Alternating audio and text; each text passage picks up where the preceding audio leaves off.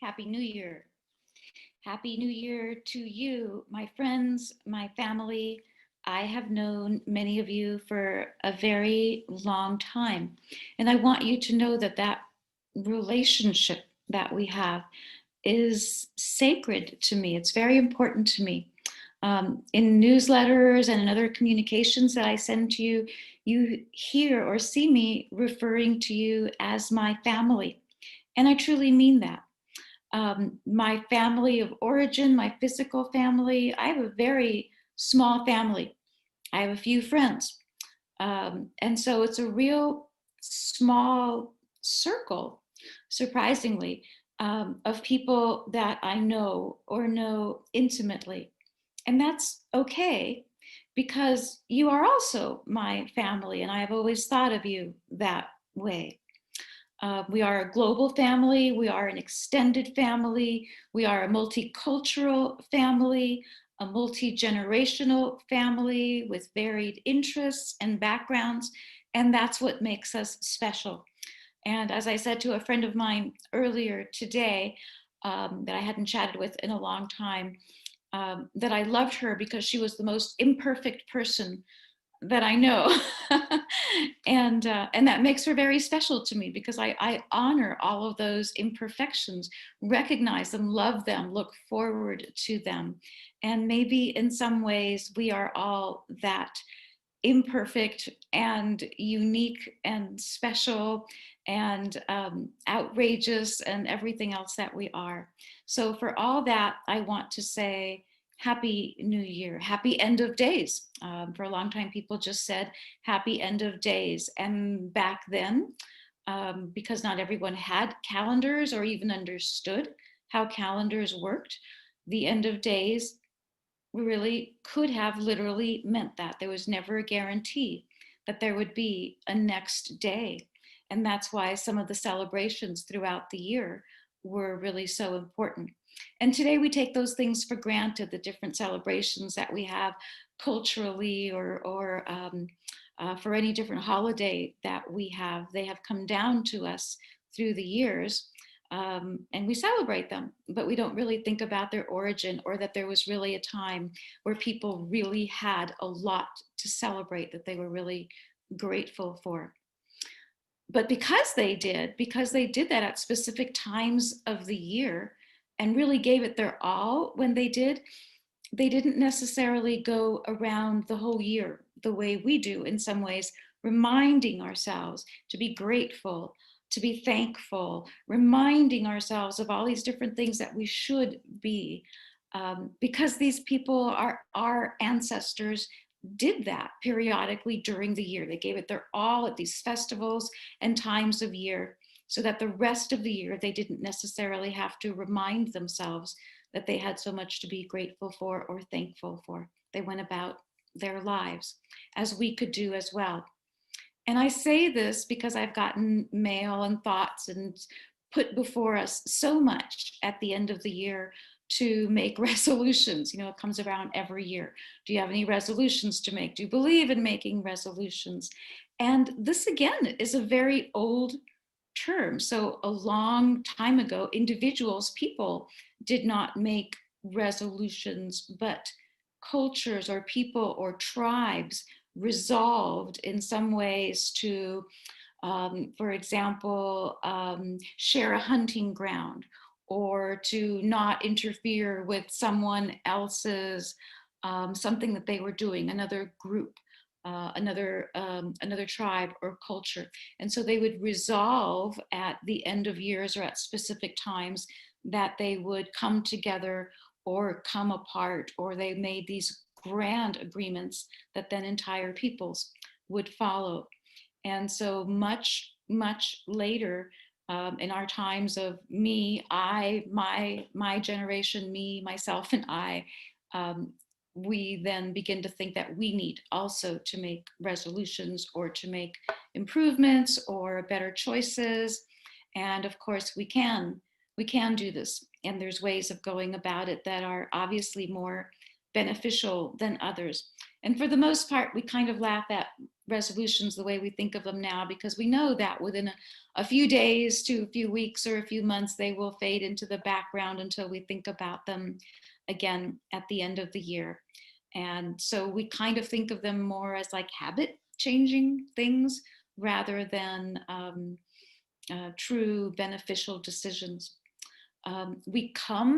Our history tells us, the way things were written long ago: thou shalt, thou shan't, you shall not, you will not. And so we come from a history of laws given to us, rules handed down to us.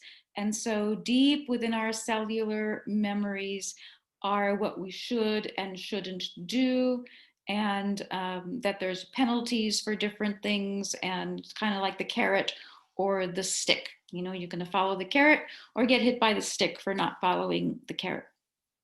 So we come from that background, and I try my best, maybe like you, to strive to make improvements year over year, month over month. And I try to keep it as simple as possible. If I need to make a decision, is what I am deciding to do, choosing to do, does it benefit others? Or is it only about me? Is this something that's me? I want this, I need this, whatever. Or is there a benefit to more than one person? Does the earth benefit, or is the earth in some way harmed by my decision? Does the community benefit? Would the world benefit? And not like every choice that I make has to have all of those conclusions add up to something, or I don't do it, but I try to make the better choices. And once I've made a better choice, then the next time I try to do a slightly better choice, if that's possible, and to find satisfaction in the choices that I do. And so now that this year is ending and a new year is beginning, I begin with that premise as well, that I will make wise and peaceful choices, that I will be of benefit to my family and friends, and to the earth and to the world that we live in.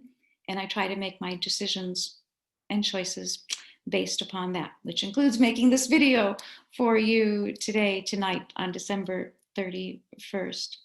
So to conclude this year, it's been a strange and unusual year for all of us, regardless of where you fall on that spectrum.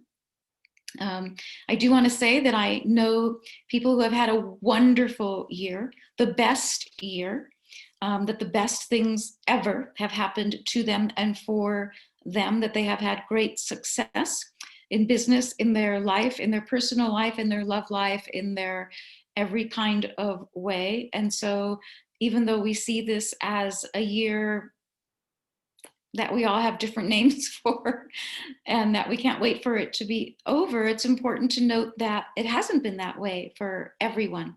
So, and next year will be what it is. And we'll talk about that soon again.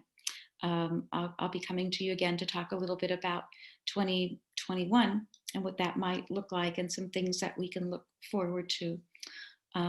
Defining moments for me this year, I think I am ready to say that we are now firmly in the Aquarian age, and that this transition, this gap time is quickly falling away. And there's different signs for that along the way, physical signs that we can see, signs in the sky. A really important comet, Neowise, that we saw in July this year, visible from most places around the Earth for a while, important harbinger of change. And the conjunction of Saturn and Jupiter just now for winter solstice, some pretty interesting meteor showers, with more to come next year, and interesting solar and sun activity, interesting moons that we're going to be experiencing in 2021. And the same friend reminded me today that that long ago, one of the things that I think Gaia said was, as the skies change, so you will change, and that some of these changes are here now. So it's good to have these reminders as well. So I think this is a defining year, an important year in that way, an unforgettable year for most of us, if for no other reason, the changes that we have had to make and adapt to. And I think that going forward, we will say that these were the before times, and maybe starting next year or whatever we're going to experience will be the after times. With this being the dividing time or moment or gap. And so you'll hear me referring to that in this way next year as well, the before times and the after times. And we'll see what other interesting descriptions and words come to us for next year as well. For now, I just want to say thank you. Thank you for being in my life. Thank you for sharing this journey with me. Thank you for participating with me in the way that you do, for listening to me, for reading my words, for communicating with me, for reaching out to me when you do. And I'm so glad that we are in this, that we are here together, again, part of the same family and friends. So thank you. Namaste. Happy New Year. And so looking forward to the next year ahead. All my love to you, truly. And I will see you again very soon, I hope. Bye bye.